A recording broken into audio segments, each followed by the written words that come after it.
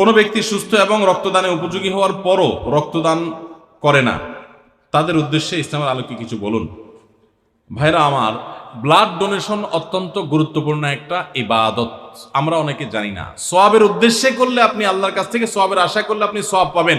জানলা একজন অসুস্থ ব্যক্তি, তার হয়তো রক্তের দরকার হবে, সুস্থ মানুষের তো রক্ত লাগে না, সো আমি আমার শরীর থেকে এক ব্যাগ রক্ত দিলাম, প্রপারলি এটা নেওয়া হলো আমার শরীর থেকে এবং দেয়া হলো একজন রোগীকে, তাহলে একজন রোগীর সেবা করার, নিজের শরীরের রক্ত দেওয়ার সব আপনি পেয়ে গেলেন। কত বড় একটা ব্যাপার! একটা পয়সা খরচ করা ছাড়া আপনি একজন মানুষকে, এমনও হতে পারে এই এক ব্যাগ রক্তের বিনিময়ের মাধ্যমে ওই লোকটা বেঁচে গেল বড় রোগ থেকে, বড় অসুস্থতা থেকে বা মৃত্যু থেকে, তাহলে বিরাট বড় সওয়াব। আপনি টাকা পয়সা দিয়ে যা করতে না পারবেন, অনেক সময় শুধু শরীরে রক্ত দিয়ে তার চেয়ে বেশি করতে পারবেন। এবং রক্ত দিলে মানুষের শরীরের জন্য ক্ষতি হয় তা কিন্তু না। তাহলে আমরা কেন এটা থেকে কার্পণ্য করবো? ইনশাআল্লাহ আসন্না ফাউন্ডেশন থেকে অচিরেই আমরা একটা বৃহত্তর পরিসরে ব্লাড ব্যাংক করতে যাচ্ছি।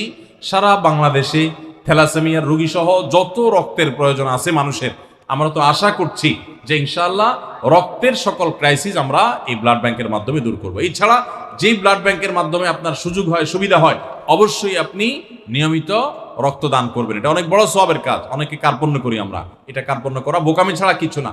শরীরের কোনোই ক্ষতি নাই, বিনা পয়সা আমি এত বড় সওয়াব পেতে পারি, একটা মানুষ উপকার করতে পারি, কেন করব না? আমরা অধিকাংশ মানুষ খুব বেশি আত্মকেন্দ্রিক, যে আমাদের ছাড়া কিছু চিন্তা করি না। অথচ আত্মকেন্দ্রিক মানুষ ভালো মুসলমান হতে পারেন না।